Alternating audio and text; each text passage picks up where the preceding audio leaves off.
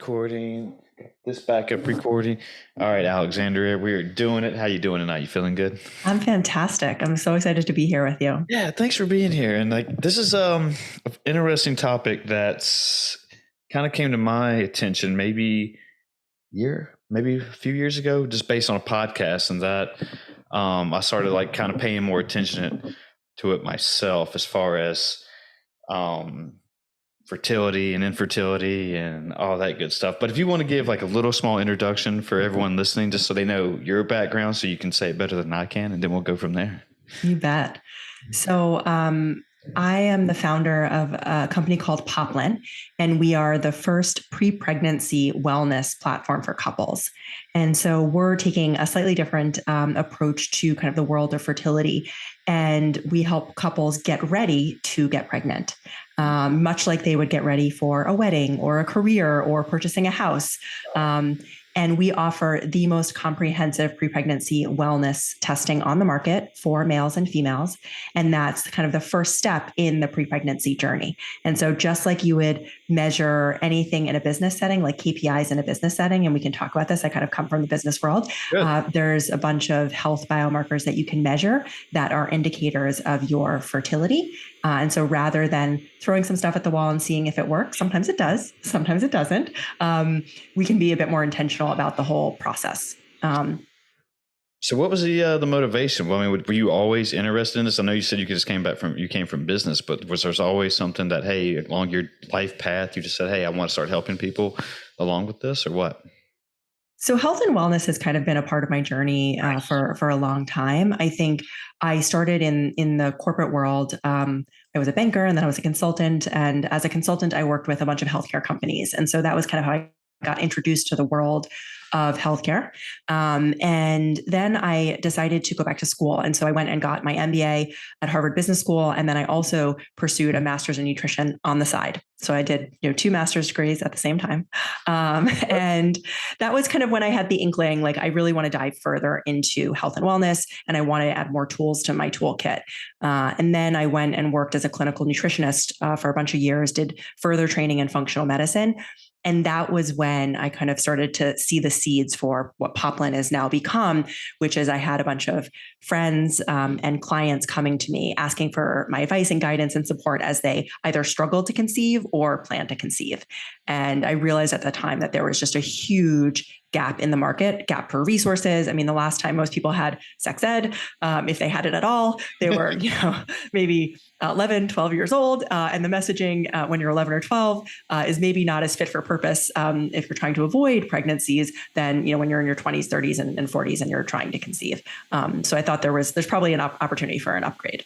Yeah. And so kind of what I was saying before we started recording, that this kind of, when people are trying to conceive, I always just thought it was just pretty simple thing, that it just really just go do your deed. And if you want to have a kid, go do it. I didn't know how much health and I guess y'all, health and nutrition and everything played into it, mindset and all that. And just that, do you know who Shauna Swan is? Mm-hmm. Yeah, she's done some incredible things. So that's where I first picked up on this. Was I didn't read her book, but I listened to her on a couple of different podcasts. I was like, oh, this is starting to make sense. But, for those who don't know, I mean, her claim, or one of her claims, is that the modern world is kind of killing fertility. Did I say that?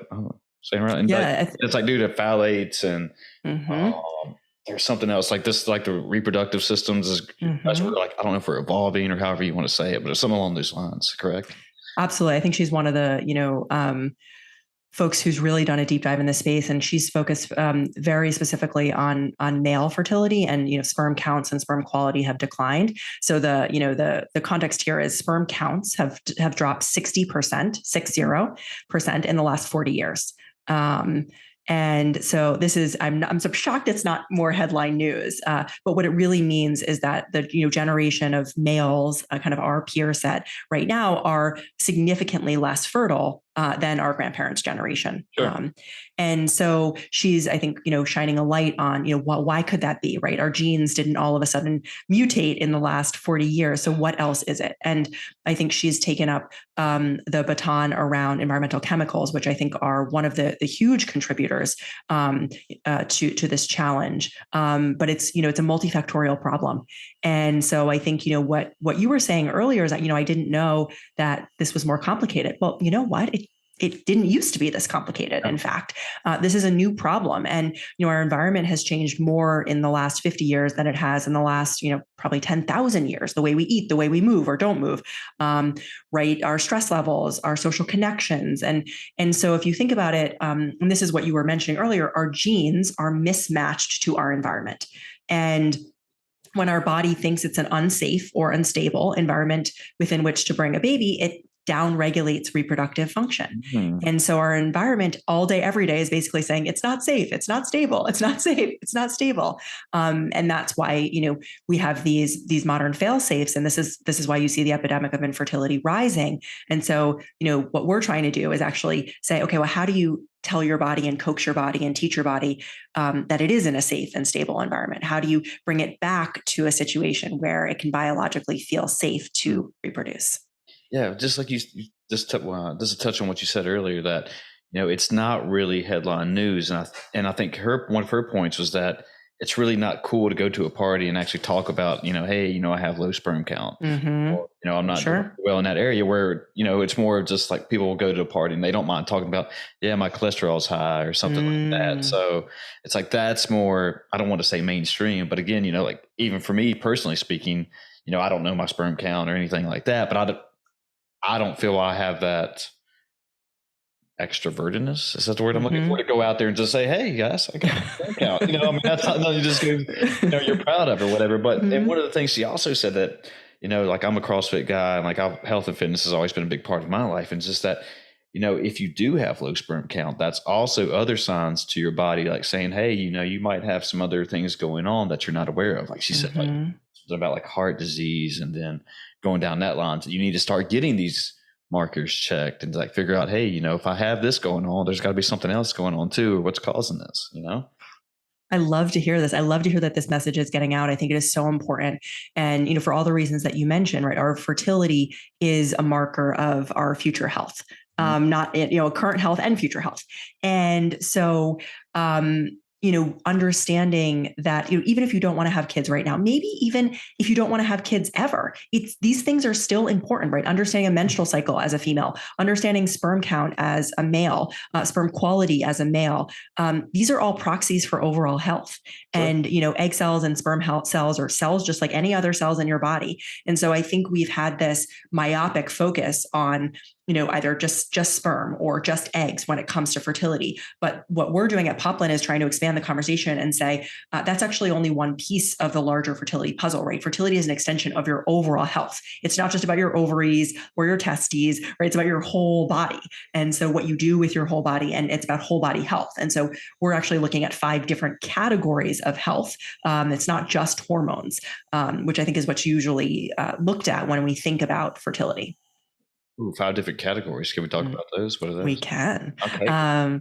Yes. So I think, what I found is that there is a bit of a reductionistic tendency when we're thinking about health. Like we try to think of like the one thing, like what is the one thing that's going to, drive this? And I think sometimes that can be helpful from a behavior change perspective. But I think it also can miss a lot of the intricacy of health intervention. And so we look at 5 different categories of health, which could potentially impact your fertility. And so you have blood type and status, and we can go into each of these in more detail. There is metabolic status. There's immune status, there's hormone status, and there's nutrient status. And so all of those 5 things are things that I've, run testing on with clients who were, struggling to conceive, and identified areas where, that are either red flags or yellow flags that are interfering with their ability to get pregnant, have a healthy pregnancy, and have a healthy baby. And so rather than waiting till we're in year 2 of struggling to conceive or round 5 of IVF, we can actually find this information out much, much earlier. And you and your reproductive partner can go and get tested together and kind of know what you're working with. Yeah. In talking about these, again, this has all been new to me in these last few years, talking about like getting your blood work done and like knowing how your body's working and stuff like that. But like whenever you make a change, like as far as I've been experimenting with a bunch of different diets. I mean, just something fun for me to do and see how my body reacts. But before COVID, like a couple of times I went and got my blood work done just to say, hey, is everything good to go? Am I missing something or whatever? But and again, going back on that thing, it's just, I think it's in a male perspective. It's just that, well, wait, if nothing's wrong, if I'm still feeling halfway decent, why do I need to go to the doctor? Why do I need to have my blood work checked or whatever? And they don't actually get that, just because you might be feeling good, there's something again internally that could be going wrong. And to that point though, before my time, obviously, when people were trying to conceive a baby, that if a guy, he does this thing and he's just like, well, I'm doing my thing, it's probably your fault, the female that it's, we're not having a kid, so it's not on me at all, and it's just like, and I think that was just kind of the narrative that was there that shouldn't have been there, just because it was just, again, one of those things that no one would ever talk about. For sure. You bring up two incredibly important points in this conversation. I think one is around whose responsibility or whose contribution matters in the fertility equation and the getting pregnant equation, and then the other is around kind of, I'll say, stages of disease. So I'd love to touch on both of them. I think so.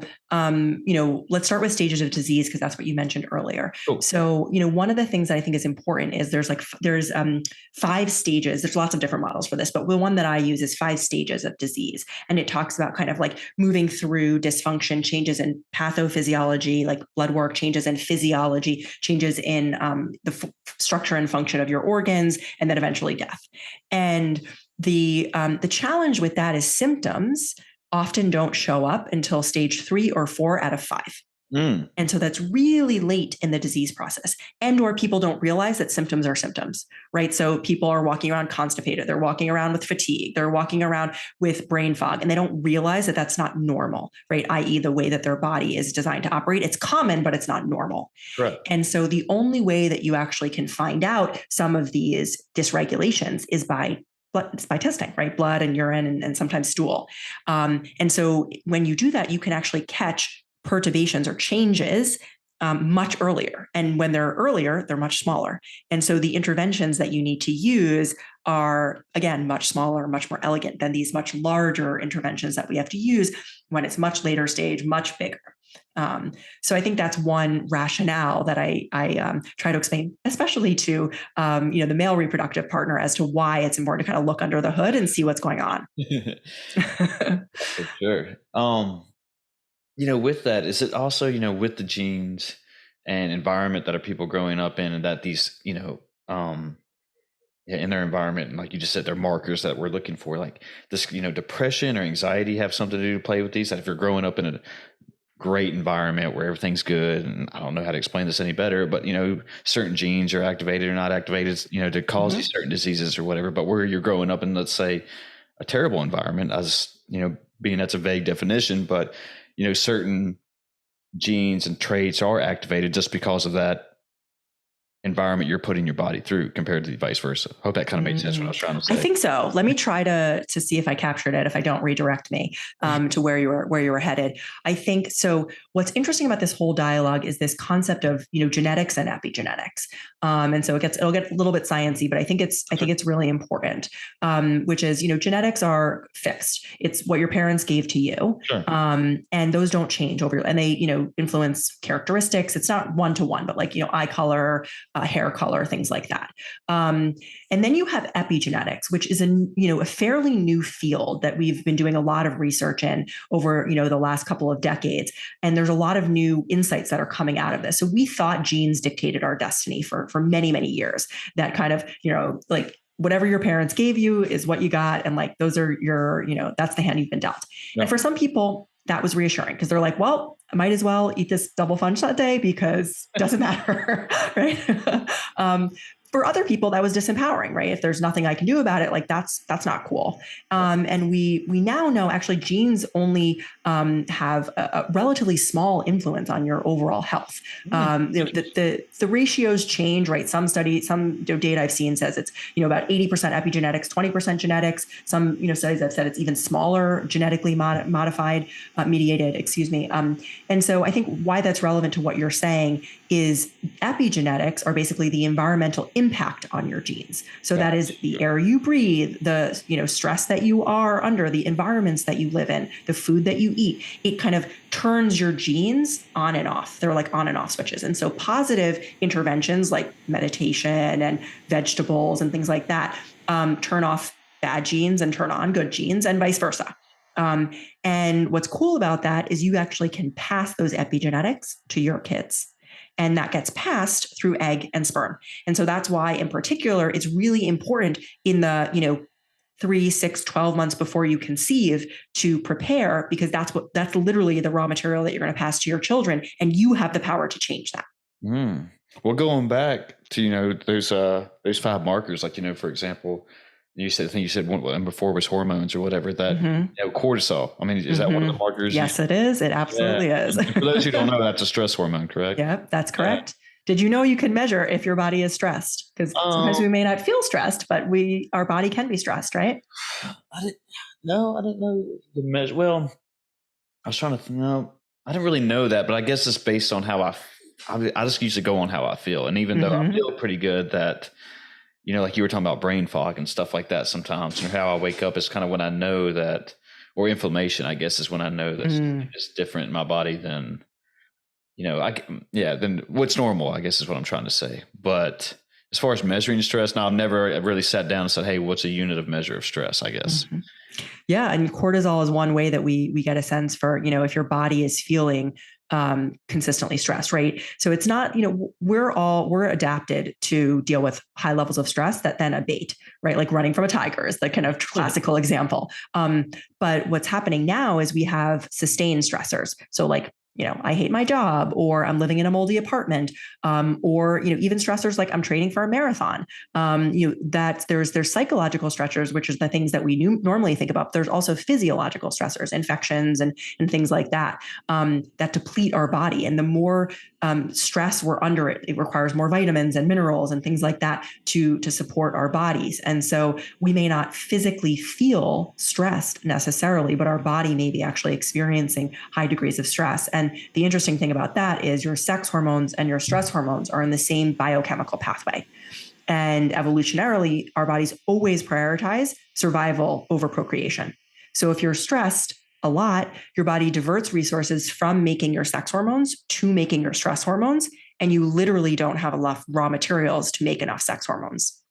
Interesting, because I would have thought that then vice versa, that there's an argument there. Then I've had a professional couples therapy person on here, and Amazing. One of the arguments that she was saying, well, not an argument, one of the things that people come to her when they decide they want to cheat on their significant other is that, oh, it's in my genes, I want to go put it out there, that's the reason I cheated or whatever, that I have to spread my seed rather than just a survival instinct, but I would think that's interesting. Yeah. But I don't know if that's just maybe I shouldn't say lame, but that's just an excuse for that person to try to justify on why they did whatever they did.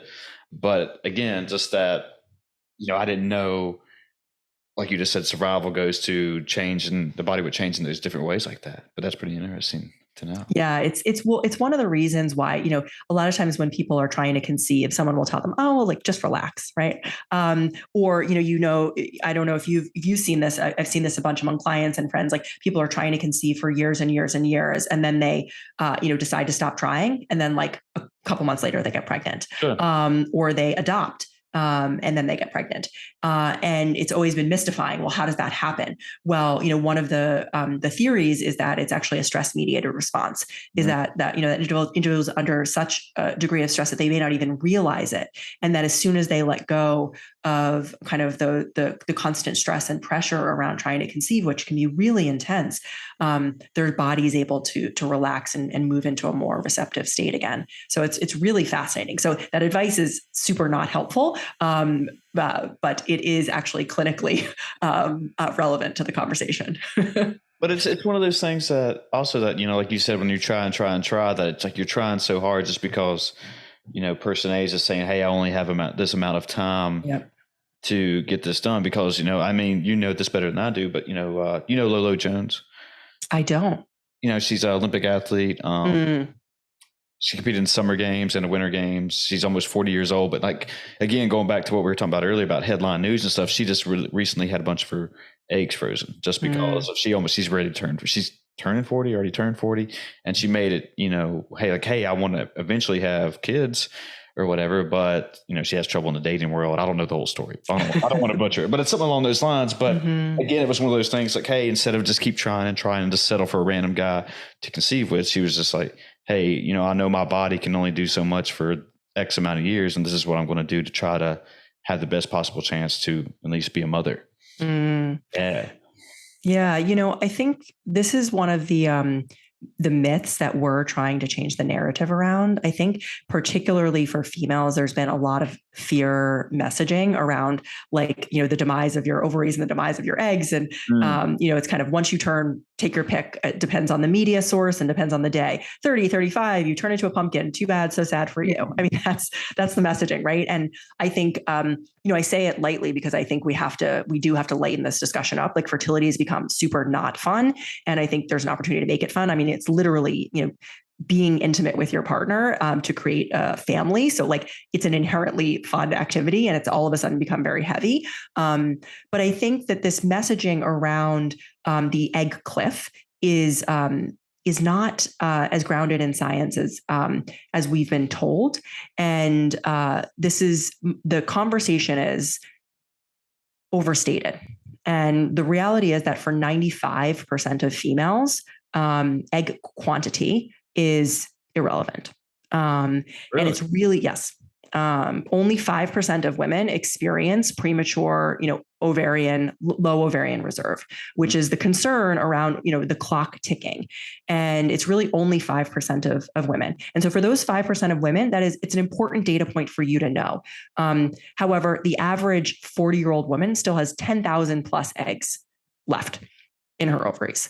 And so this idea, and right, so, even if you want a big family, right, you only need 5 of them, 6 of them, 7 of them, right, to conceive if you want to have a large family. And so it's really a conversation of egg quality, not egg quantity, and the same thing on sperm quality. And the analogy that I draw here is as a nutritionist, right, the world that I come from is, we spent the whole 1980s telling everyone that calories are the only thing that matters, right? Let's count calories, and it's the thing. And I, like you, have experimented with tons of dietary theories over the years. And I think we've now evolved in our understanding. And we say, well, calories are one piece of the equation, but food composition matters and food quality matters and all these other things. And I believe that we're at the precipice of a shift in the fertility conversation as well, where it's going to shift from egg quantity to egg quality and sperm quality. And the beautiful thing about sperm quality and egg quality is it's modifiable. Whereas, we don't really have data yet around modifying egg quantity. So that's, I think, the empowering message here. Yeah, a lot of people don't get that, even with, like you were talking about quantity versus quality, that I don't know if it's this old science or old information or whatever you want to say, that just that, there's no matter what I'm doing, it's like saying, hey, who's that guy? He did a whole Twinkie diet of getting 1,800 calories a day, but at the end of the day, he still felt like complete shit or whatever, versus 1,800 calories of actually quality food. Mm-hmm. But it's one of those things that people, and I guess it's a narrative or whatever you want to say, that, it's like, that person can eat, a slice of cheesecake and gain 3 pounds, where person B can eat whatever they want to, mm-hmm. and they look like a Greek god, like they're carved out of stone no matter what they do. But again, it's just more information that are coming out, and we're having these types of conversations that it's actually not bad to talk about. It's actually said, hey, like when people ask me about diets and stuff, and it's like, hey, I'll tell you what I do, but that doesn't mean it's going to work for you. Mm-hmm. Go do your own research, though. At the end of the day, just don't go taking what you're hearing off Twitter or what you're hearing in the break room at work or whatever. Because I mean, who knows where they got that information at? Unless like somebody, it's one of those Twitter things where people just like to put up. And I'm not saying they're putting up misinformation, but it can happen, of course. And and studies change over time, and then that's where things go south for some people. Absolutely. I mean, the studies that keep getting referenced like over and over again in like the media are from, I think it's a 1789 birth records in France around like this whole thing around egg quantity. So, I mean, this is like the definition of old science. And right, we didn't have modern methods and, so I think the science has updated and but it takes on average, I know I've seen different things, which is like on average 17 years for data to move from like clinical studies into clinical practice, right? To move into your doctor's office. But like, who has time for that? So sure. I think it's, companies like Poplin that are trying to bring the more evidence-based science, the up-to-date evidence-based science into, the cultural. Oh, I think you froze on me. Oh, you're back. There we go. Okay. You froze on me for a second. No. So no worries. But yeah, it's again, it's one of those things too that when I'm one of those people who, when I start to explore something, if I want to go explore that diet again, like we're talking about, or if I decided, hey, I want to get myself ready to conceive. I mean, I'm just a single dad. I've never had, or not a single dad. I'm a single dad of 2 dogs, I guess you want to say that. But never been married and all that good stuff. But I would start to do my research on like how to prepare myself, and like, all right, because I, like with this science talk and whatever, like talking about our markers in our body and that, hey, my body might be performing or it might not be performing, but it's like, I want to obviously do the best I can to make whatever goal I'm trying to do here. Right. And just that with these informations and, the stuff that you put out as far as like, do y'all offer like saying, hey, you should be taking like certain vitamins a day or like certain supplements just to improve these situations or what? Yeah. So right now we're offering the testing and, a lot of that stuff is a jumping off point for conversations with your doctor and, other healthcare providers that you have. We have a lot of really amazing stuff in store. Right now we're really focused on giving people access to information and starting their journey. So, what we're doing is basically offering the testing and then contextualizing the testing for you. So a lot of times if you go to the doctor and you run a lab test, they'll, give you the lab test with like some numbers and some words on a page. But it's really hard to contextualize, like, what does that mean? Like if my hemoglobin A1C, a measure of blood sugar, is like flagged, like what does that mean? And is it medium high or high, or is that a problem? And what should I do about it? So we're contextualizing it. So our app actually tells you, kind of what is this measure, and then like what does it mean for your ability to get pregnant and have a healthy pregnancy and baby. Same thing for male partners, right? So what does it mean for your fertility if this marker is elevated? And we start to give evidence-based suggestions around like what has been shown to move some of these markers. And then for many of these, it's, if you have certain things that come up like thyroid dysfunction, that's great to take that conversation up with your doctor, because sometimes that requires lifestyle interventions, sometimes that requires medication. And so having that information really changes the game, because a lot of times, as you said, like a lot of times doctors, won't run these tests, or they'll run some subset of the tests. We're running almost 50 biomarkers, which is like the broadest test that I've seen out there. And so we're uncovering a lot of stuff. And, the medical model that we have right now is not really about prevention. And so it's only once you have a problem that you can get some of this testing done. And so we're trying to change that around so that you can do screening tests in advance, identify any potential red flags or yellow flags, and then have that conversation with your doctor armed with much more data. Yeah, that data always helps for sure. I mean, that's one things I like is just like seeing numbers and seeing data and and seeing studies and how they change again, and just that I mean, I'm a believer in, I guess if you want to say science, yeah, because I like reading that stuff and just said, hey, people took the time out to do whatever kind of methodologies and ideologies to explain their hypothesis and see what happened, and just. Again, like I said, go at the end of the day, go do your own research, but it makes me feel better that, okay, like, this stuff works, it's just not me just, turning out the lights and take a shot in the dark. Right. Yeah. I think I think that's exactly the point, right? That's been our historical model. Is it's a black box until you try. And then sometimes it works and sometimes it doesn't. But most of the time when you're trying to conceive, and I say this especially to the female clients that I work with, like if you want to get pregnant, you want to get pregnant yesterday, right? Like you spend so much of life trying not to conceive, and then sometime the switch flips, and you're like, okay, it's time. I want to be pregnant.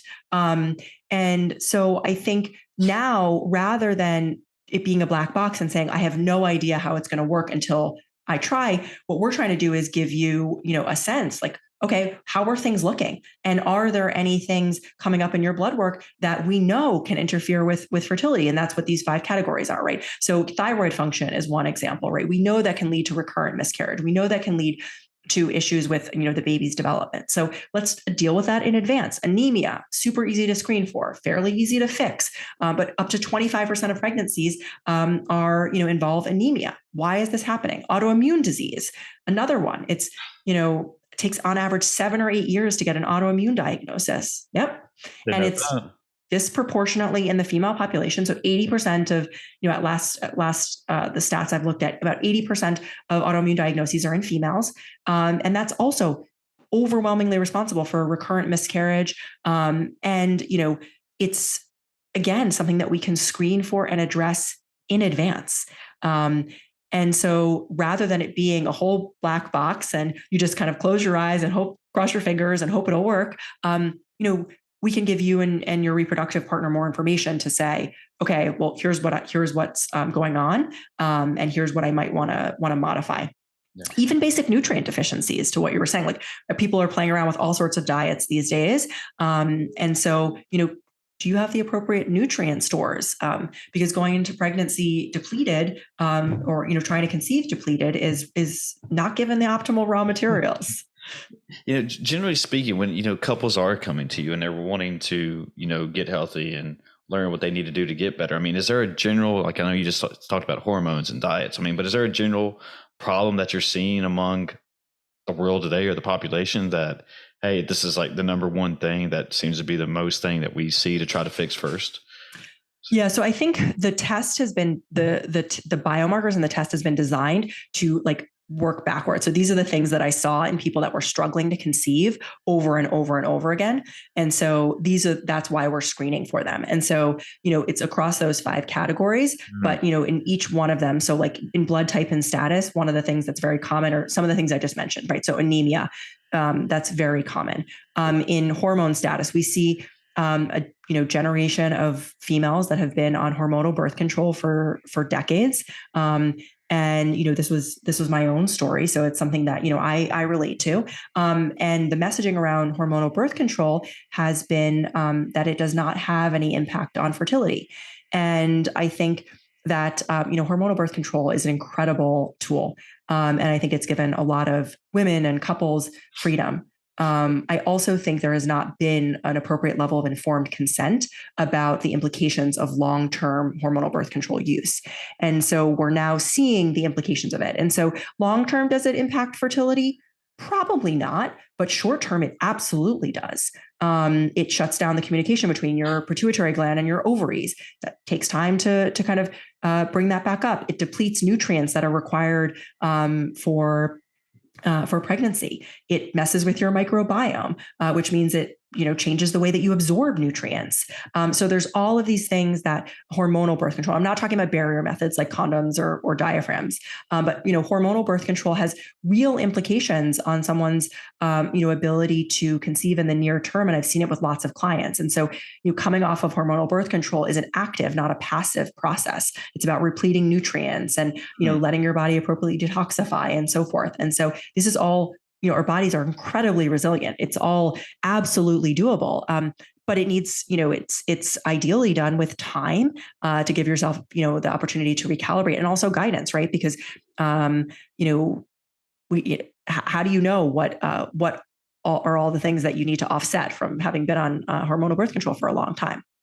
So you said long term, it doesn't really affect fertility, just short term? That's been my experience in the literature that I've seen. I think It's really just, it's a short-term impact, but like short-term, i.e. can be up to a year. So, women will have trouble getting their cycles back after having been on birth control. And, so if you think about it, it like intuitively kind of makes sense if you completely shut down your hormonal communication for 10 or 15 years, right? Like it makes sense that it's not going to, kind of kick back on right away, and that we might need to take some extra steps to support it. And so that's what I've seen, like with proper support, with proper time, people do get their cycles back and they can get healthy cycles. But I think the bigger issue around this is most of the time, people are going on hormonal birth control in the first place to deal with symptoms like acne or heavy periods or things like that. And those symptoms are actually indications of underlying hormonal dysfunction. And so the pill, let's say, for example, does not address that underlying dysfunction. It just silences it. So you go into, you start taking birth control potentially when you're 16, 17, 18, I don't know, in your 20s, because you have these hormonal imbalances, and then they're still there, and maybe they're getting worse over, the 10 or 15 years that you're on it. And then when you come off of it, you not only, have now come off of hormonal birth control, but you still have that hormonal dysfunction that you silenced for 10 or 15 years. And so this is absolutely no judgment. I was not told this, by my physician. Many of my clients and friends were not told this, and they discover these things when they come off of hormonal birth control. And so I think it's just important to understand, because it's an imminently fixable problem in most cases. But you have to know that it's an issue that's present. And so to your point, this is something that I see very commonly. People, coming off of birth control and not getting regular cycles and not knowing when they're ovulating and having to deal with all sorts of hormonal dysfunction. So that's a big one. While you're talking, I had this thought that, and again, I'm way out of my league in this conversation anyway, and I'm definitely the last guy should be talking about it. But I love that you are, though. I think that's fantastic. Well, I mean, that's, you got to do hard things in order to grow and have these conversations and learn. And so, I firmly believe, do these. I mean, don't shy away from it, because I used to be that guy that, and I don't want to go away from my previous point but I used to be that guy that when these kind of conversations came up, I would just shy away in the back and be like, I don't know what I'm talking about. I don't want to say something stupid and then, be judged by it or whatever. But, while you're talking about that, I remember in high school, when girls were starting to go on birth control and, what is that, 15, 16 or whatever. But I wanted to ask that, so for example, the human brain, we found out like the frontal lobe isn't fully developed until 24, 25 or something like that. So should there be like a time, because the body's still developing, obviously at 16 and 18, should you wait till I don't know what age, but should you just wait hey, you got to be an adult, classified 18 years old before you get birth control, just to, would that help kind of disregard some of those health impacts that birth control might be having on a person, or what? It's such an individual question. I think what the position that I try to take on these things is to never tell people what they should do. I think there's a lot of shoulds in fertility, in, women's health and men's health, right? Of, kind of, you should do this. It's a very paternalistic way of approaching things. And I think we have an opportunity to change the dialogue by saying, this is what the data says. And you get to decide for yourself and your family what makes sense.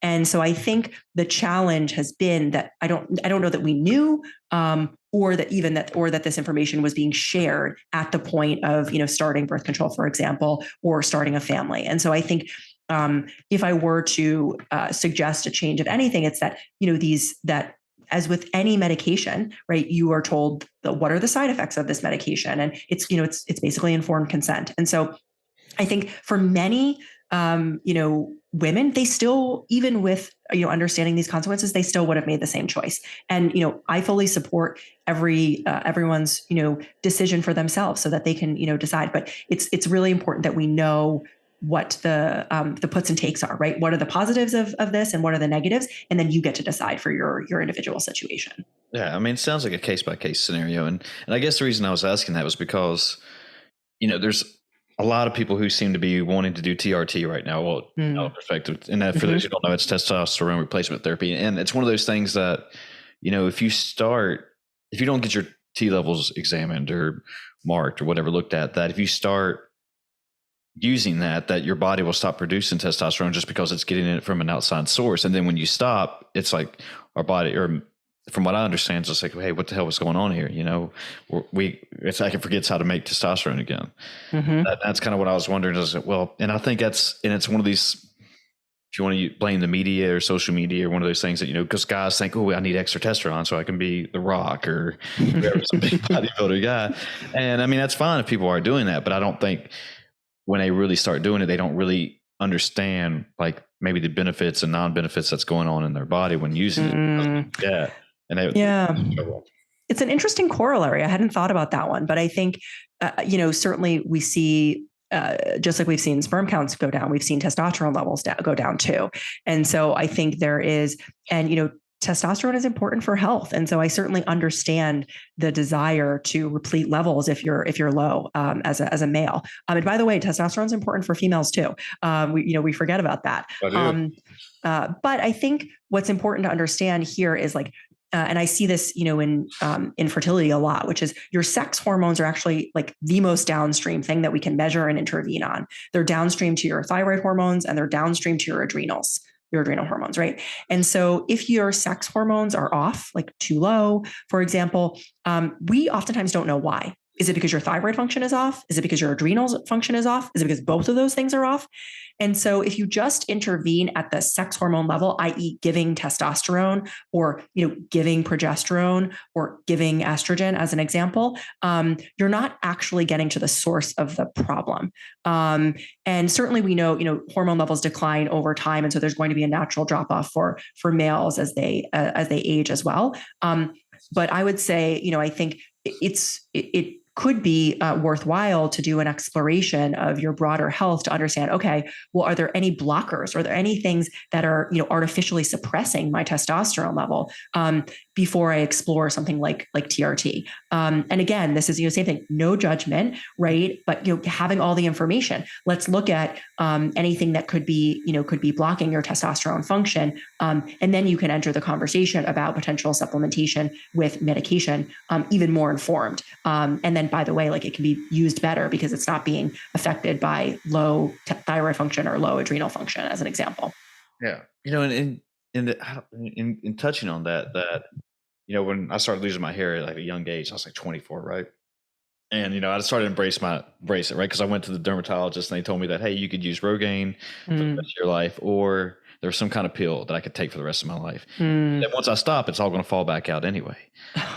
And I was like, well, no, I'm just going to embrace it. And that's what I did. And just because I was like, I didn't want to depend on these outside, if you want to say over the counter medicines, just to have hair, that it wasn't that important to me. And this is probably a side tangent and maybe not related to what you just said, but it just had me thinking though, just like when trying to get these outside pharmaceuticals in me or whatever, just that, at the end of the day, again, I mean, is it really worth it to what damages it could or could not be doing to my body? Just because, we always see, what is it like us and is it New Zealand? We're only 2 countries in the world that allow pharmaceutical ads on TV, right? And it's like 75% of their revenue.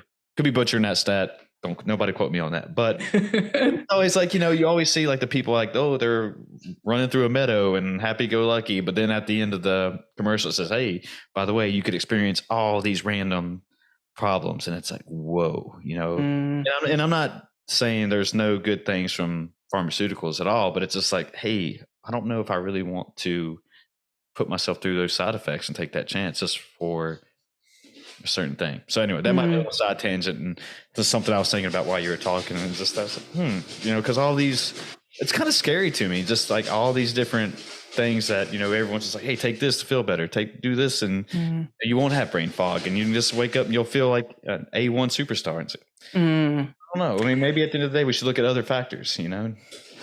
Yeah. So I think, as you said, right, it's up to everyone's individual choice how they want to manage things.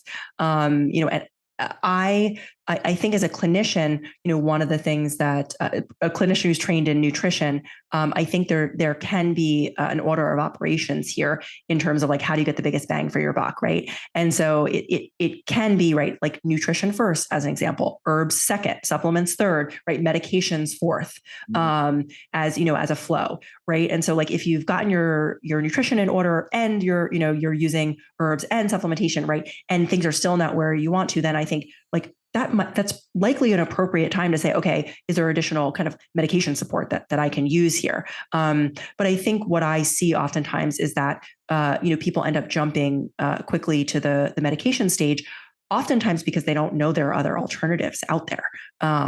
And so I think that's part of this conversation too, is that, of course, it's easier to also, take a medication than to, make some of the lifestyle changes that are, that could be required. And again, like, that's fine as long as you know that those are options to change the situation. And so many conditions that we see today are mediated by lifestyle. There's evidence that of cancer as a metabolic disease. That's some new theories that are coming out. That's really fascinating.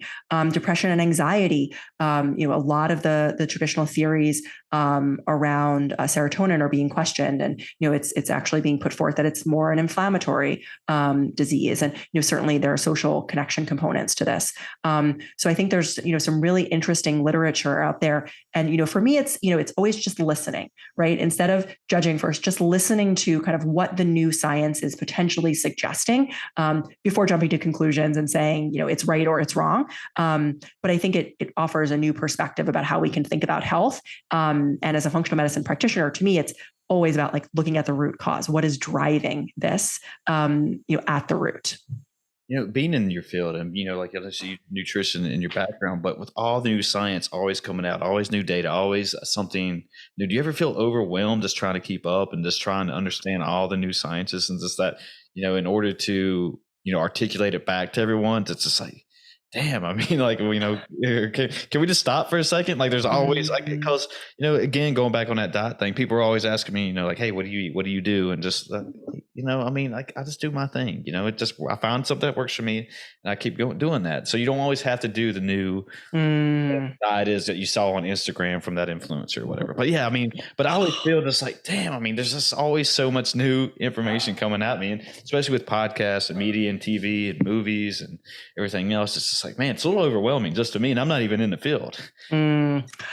So I think, two things on that. So I think number one is, I don't. And I think maybe that's, why I do what I do. Like, I love it. And I think I'm honored to have, the task of kind of sifting through this and doing the legwork so other people don't have to. And by the way, to your point, I would also encourage people, like, challenge everything that I'm saying and go fact check. And, I think it's not really, science, or it's not really perspective if it's not being challenged and questioned. And so I think that that's really important part of this dialogue.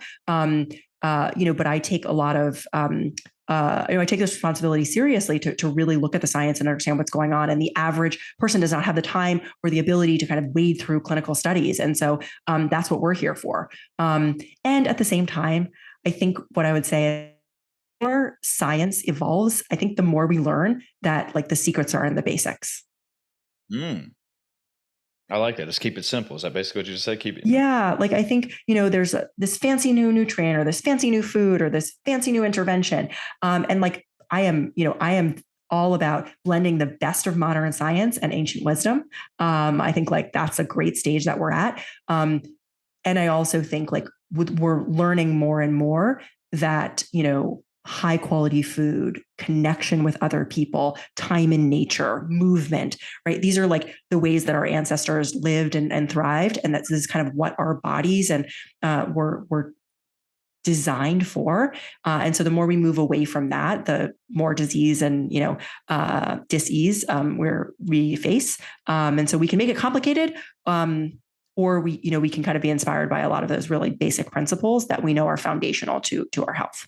I don't want to go on a COVID soapbox here, but, with COVID though, there's things you said, like human connection and quality food and stuff like that. People started to learn that, maybe I'm not as healthy as I actually thought I was, even during COVID, and that, there were some people, again, generally speaking, that, it's like, it's that thing. They're like, oh, I don't need anybody around me. I don't have, I don't need to have, connection. I have friends or whatever. I can just do me and sit in my house and watch Netflix all day. But when it actually came down to it, when you were in quarantine, it's like, hey, I kind of want to talk to somebody, and that was my case. I mean, I was actually kind of fortunate enough. I was still able to go to work. I mean, life didn't really change for me. I had access to a gym, and only thing really I had to do was just wear a face mask wherever I went to. But I mean, that strive for human connection means a lot for people, just as you said, that we're very tribal people. If you want to go back to our primal ancestry days, and just having that time, and if you want to again base that off diets too, and like the quality of food they were eating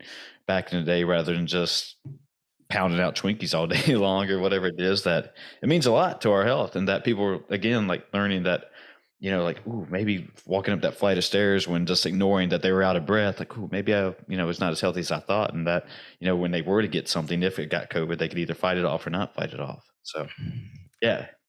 Yeah, it is interesting to see. I haven't seen any of the data during the last 2 years, but they have some older data that I've looked at around social isolation, and it is interesting that like social isolation is as bad for you as like poor diet and nutrition and like lack of movement, and it dysregulates your immune system. It raises inflammation, and so we think of it as kind of this like fluffier thing.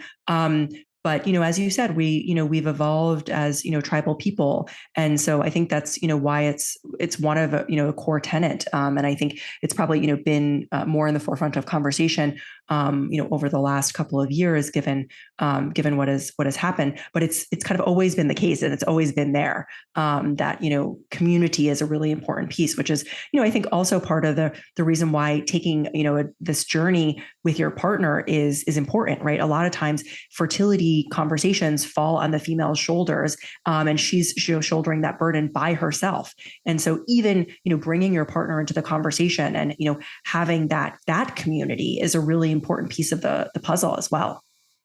Yeah, and again, just being able to have these open conversations too with your partner, that it's okay to do that, because again, going back on a couple of different podcasts that I've done, just if you have a relationship, it's just people don't have these certain conversations, and then they forget to have them just because of it's not either cool or it just never comes up. And then when it does come time to have them, you're like, oh shit, well maybe we didn't think about this, and actually realize what we were doing, and we didn't really plan out our lifestyle or what we might impact on the future of our children or being conceived and what that would look like. And so that it's actually cool to actually have these talks and issues with that person, just to see like, okay, what's going to happen from now on, and how can we change this? Are we in this together? Or are we just doing this because that's the social norm, I guess?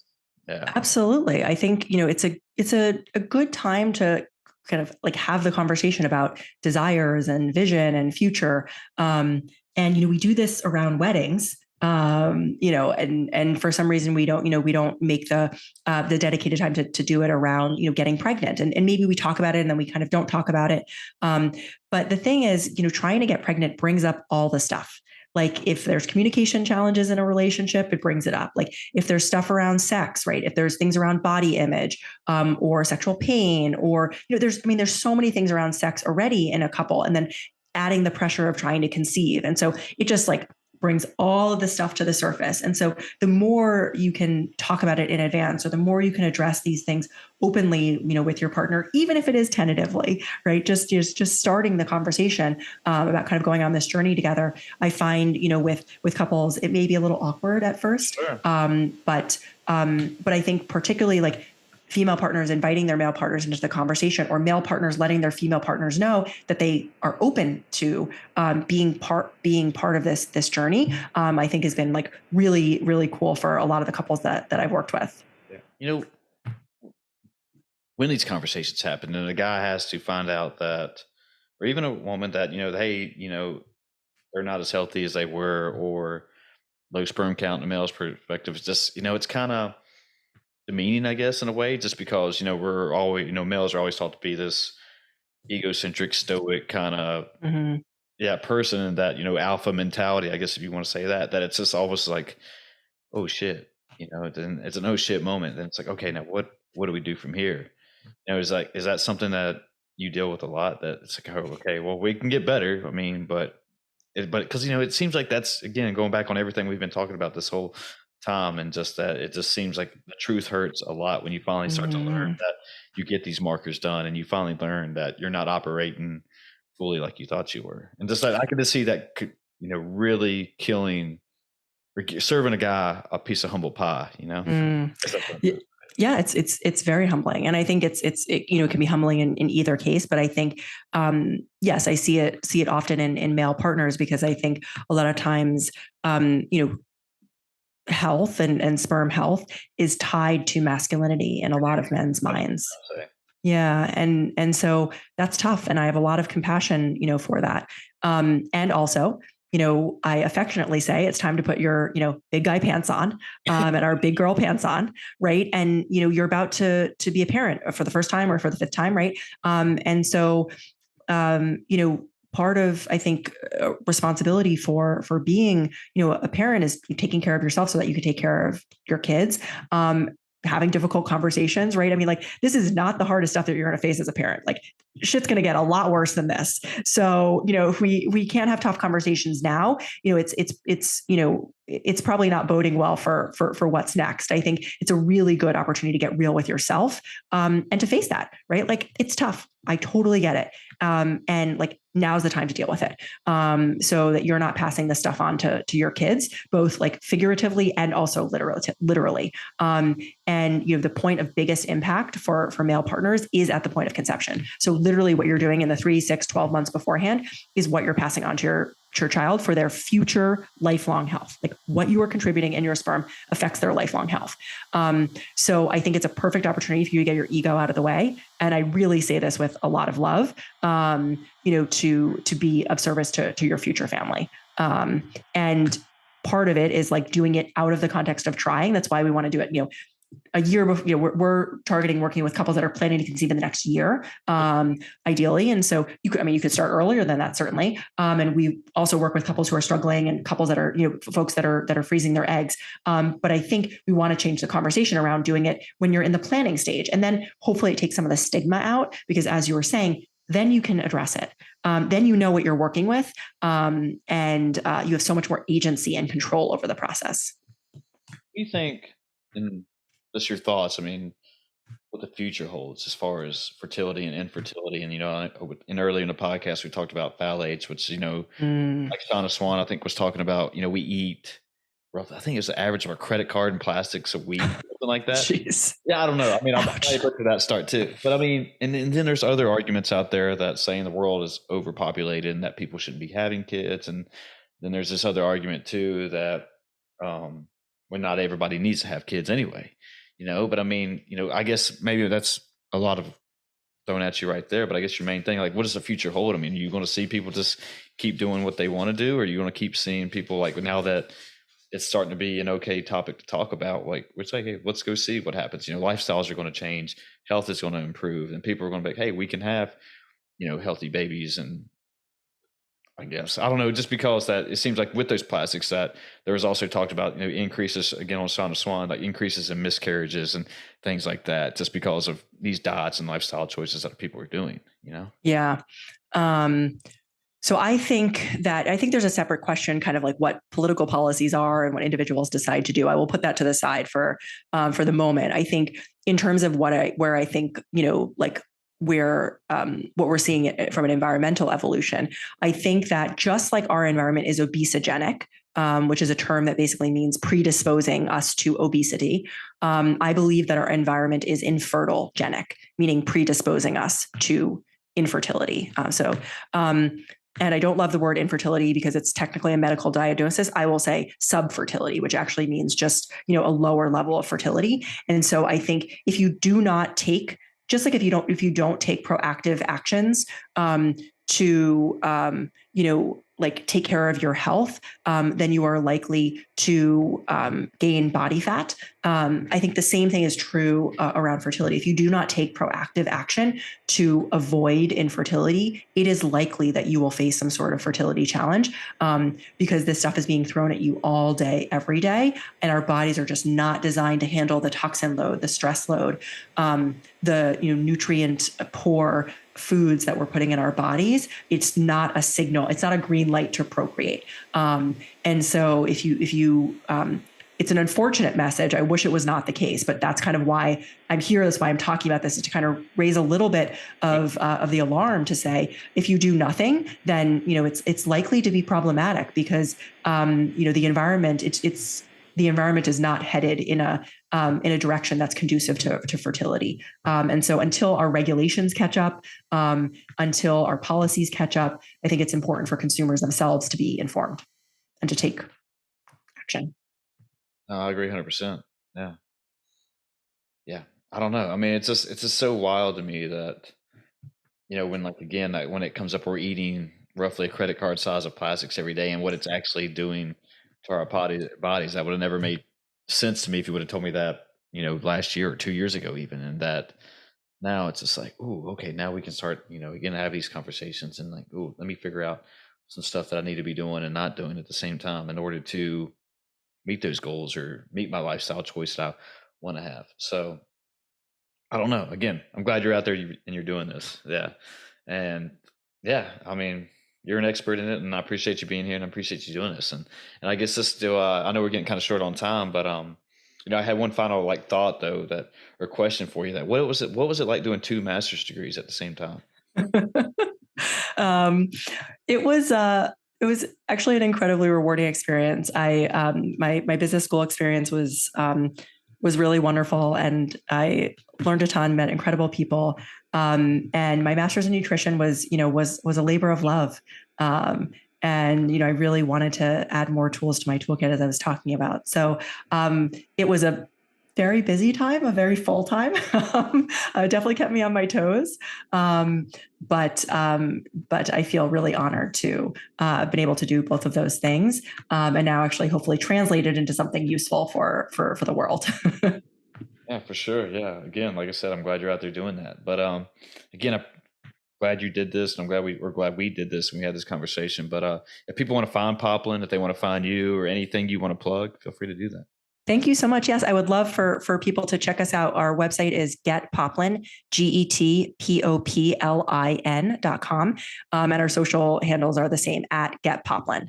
So would love to continue the conversation there. And thank you so much for this really cool conversation. Thank you for diving in, despite maybe some trepidation. I think it was really fun, and it's interesting to get someone else's perspective on this topic.